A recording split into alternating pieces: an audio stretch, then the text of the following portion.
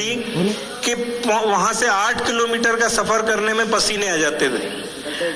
लेकिन सर अब आप जाइएगा, बहुत से लोग गए होंगे, अभी आप जाइएगा, आप चापड़ा से जब आप बागली जाएंगे और बागली में जब आप प्रवेश करेंगे, आपको लगेगा ही नहीं कि हम बागली में, मतलब देवास से ज्यादा सौंदर्य इस समय अब बागली में दिखाई देता है जब हम बस स्टैंड पर खड़े होते हैं।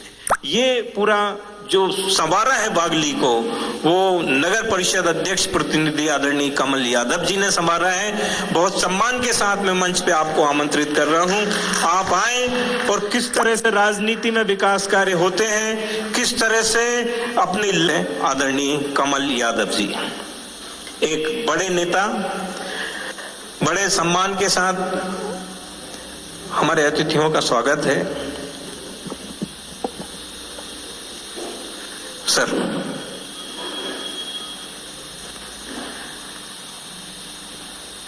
इन्फॉर्म ह्यूमन परिवार में आपका बहुत स्वागत है। पिछले इवेंट में भी हमने आपको बुलाया था स्पाइस कर में, जब आप मैडम भी साथ में थी। आज उनका चूंकि स्वास्थ्य ठीक नहीं था इसलिए आपको आना पड़ा। सर माइक चालू है, एक बार देख लीजिए।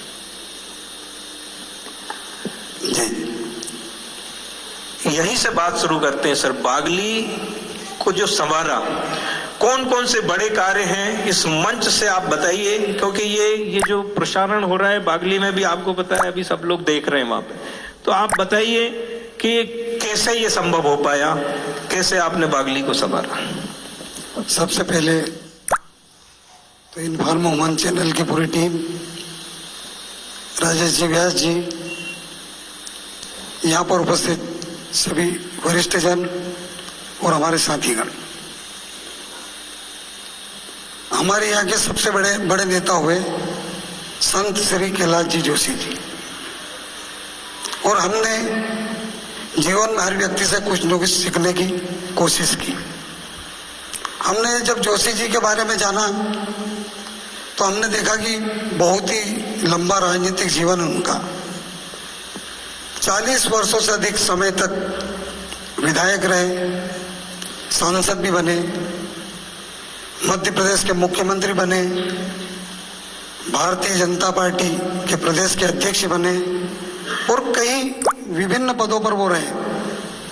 लेकिन उसके पीछे का कारण जब हमने जाना कि इतना कुछ कैसे हुआ, इतना लंबा राजयोग कैसे बना, तो उस तथ्य में हम पहुंचे कि उनकी ईमानदारी इस कलयुग की कोई सबसे बड़ी शक्ति है, तो वह है ईमानदारी। अगर आप ईमानदारी से कोई भी काम करें, चाहे वो राजनीति का क्षेत्र हो, और राजनीति के क्षेत्र के संबंध में तो व्यास जी जानते हैं कि मैं हमेशा एक बात जरूर बोलता हूँ कि राजनीति जन सेवा का सबसे अच्छा माध्यम है। अगर आप जनता की सेवा करना चाहते हैं, उनकी मदद करना चाहते हैं, तो निश्चित तौर पर इस माध्यम से बहुत ही अच्छे तरीके से आप कर सकते हैं। और हमने भी उनके पद चिन्हों पर चलते हुए, जोशी जी के पद चिन्हों पर चलते हुए तय कर लिया था कि हम काम करेंगे लेकिन ईमानदारी से करेंगे। और जब हमने काम की शुरुआत की और चरैवेति के सिद्धांत पर चलते हुए जब हम विकास कार्य की ओर बढ़े, तो हमें राजनीति में काम करते करते 2022 में सफलता मिली। 2022 में नगर परिषद अध्यक्ष के रूप में और प्रतिनिधि के रूप में काम करने का मौका मिला। इसके पहले भी लगातार 3 बार विधायक प्रतिनिधि के रूप में मैं काम करता रहा, और पिछली बार तो यह स्थिति बनी कि हमारे लोकप्रिय विधायक पहाड़ सिंह कन्नौजी जी रहे, उन्होंने पूरा काम विधायक के रूप में मुझसे करवाया। वो अनुभव और पूरे 25 साल के अनुभवों से अभी जो हमें काम करने का मौका मिला, और व्यास जी का प्रश्न था कि विकास कार्य हम किस प्रकार कर रहे हैं, तो आपके प्रश्न में का जवाब यही है कि अनुभव के साथ जब हम काम करते हैं तो निश्चित तौर पर सफलता मिलती है। और साथ में अभी सोनी जी बैठे हैं सामने, ज्योति से उनको बहुत जानकारी है कि राजयोग और कर्मयोग 2 प्रकार के होते हैं। हमारे यहाँ संत श्री कैलाश जोशी जी को बहुत लंबा राजयोग मिला, लेकिन उनके आशीर्वाद से मुझे कर्मयोग भी मिला साथ में।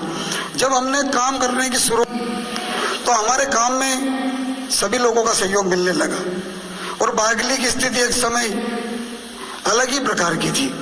बागली के बारे में सभी लोगों की सोच बहुत ही अलग थी, लेकिन आज आप बागली आएंगे तो एक अलग बागली को देखेंगे आप। बागली शहर की ओर जा रही है और हमारा लक्ष्य, जब मुख्यमंत्री जी मोहन यादव जी हमें शपथ दिलाने बागली पहुंचे थे, तभी से हमने लक्ष्य बना लिया था। एक बार भी विवाद नहीं हुआ, समन्वय बनाकर सहमति के साथ हमने काम किया और सभी लोगों ने हमारी मदद की। जबकि बागली के बारे में जानते हैं सभी कि वहां पर कई लोग तो इस प्रकार के कि वहां उनके यहाँ से अतिक्रमण हटाना बहुत ही कठिन था, कि उन्होंने भी हमारा सहयोग किया। आज हमारे नगर में एक ही चर्चा चल रही है, आप कहीं भी किसी भी मोहल्ले में जाकर पूछेंगे कि हमारा एक थाना चौराहा जो एक चौपाटी के रूप में बना है शानदार, उसको किस प्रकार आपने खाली कराया। लोग पूछते हैं हमसे, प्रश्न करते हैं, तो हम प्रश्न का यही जवाब देते हैं कि हमने प्रशासन का उपयोग नहीं किया। हमने लोगों को बार बार बुलाया, उनसे बात की और उनको समझाया, और समझाने के बाद हमने हमारा प्लानिंग बताया तो सब लोगों को समझ में आई और हमारा सहयोग हुआ। और उस सहयोग के कारण आज बागली नगर शहर की ओर जा रहा है। बिल्कुल, जोरदार आपका स्वागत है, जोरदार तालियां।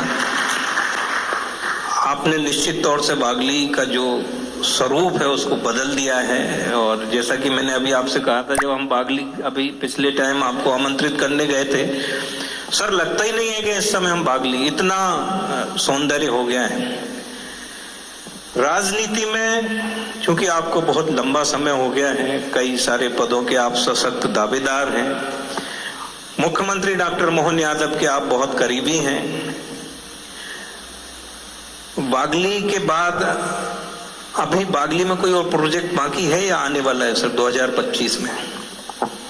बागली में हमने जो हमारा पिछला एक वर्ष रहा, हमारे जितने भी प्रोजेक्ट है, हमने जितनी भी फाइलें तैयार की थी, मैंने एक पॉम्पलेट बनाया था। सबसे पहले हम पार्षद का चुनाव लड़े थे, तो उसमें जो पॉम्पलेट बना था तो लोगों को आश्चर्य होता था कि इस पॉम्पलेट में जो भी हमने जितने भी प्रोजेक्ट लिए थे ये किस प्रकार होंगे। लेकिन ऊपर वाले की कृपा रही हमारे ऊपर कि शुरू वर्ष में ही सभी प्रकार की स्वीकृति हमें मिल गई, काम की शुरुआत भी हो गई। और बागली में भी आप देखेंगे कि सीएम राइज स्कूल बहुत बड़ा बन रहा है, साथ में चौराहा सौंदर्यीकरण, घाट का निर्माण। बागली का मुक्तिधाम अगर आप देखेंगे, लगता है ग्रामीण में, शहर का नहीं कह सकता हूँ, सबसे शानदार मुक्तिधाम बना है। और साथ में हमने घाट को भी एक नया रूप दिया, वहां पर स्विमिंग पूल, गार्डन, वहां की बैठक व्यवस्था, पार्किंग व्यवस्था आप सब देखेंगे तो आप कहेंगे बागली बहुत ही शानदार बन रहा है। और आने वाले समय में बागली शहर, मुझे तो पूरा भरोसा भी नहीं, पर पुनः दोहराता हूँ कि बागली शहर मध्य प्रदेश की सबसे अच्छी नगर परिषद बनकर उभरेगी।